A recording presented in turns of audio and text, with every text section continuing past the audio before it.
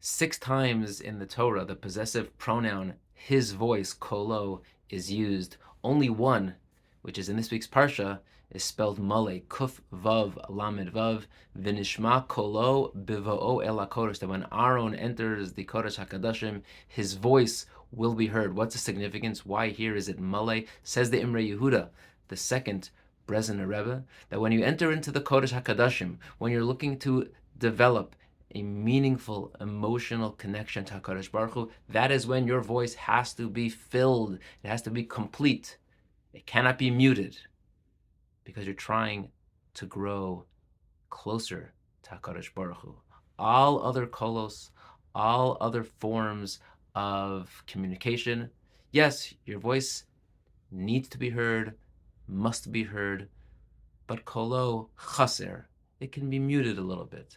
So often in life, we have it reversed, that when it comes to our religion and spiritual growth, our kolo is mute. We don't always attend shul. We don't always commit to our learning. It's muted. We come, maybe not on time, maybe not every day.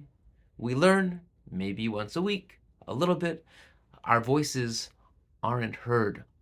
But when it comes to the political level and other areas of life, all of a sudden, kolo, our voices are so loud, we become so passionate.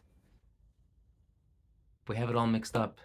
V'nishma kolo bevo el hakodesh. Our voices must be male when it comes to holy pursuits, not to the mundane pursuits. Says the Imre Yehuda, in fact, the berash gadol misnasim liumas serfim. We say in davening every morning, rash gadol. When do we make a great rash?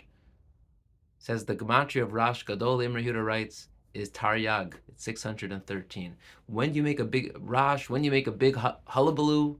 When do you make noise? When it comes to the Kodesh, when it comes to the 613 mitzvahs, that is worthy of a kol male.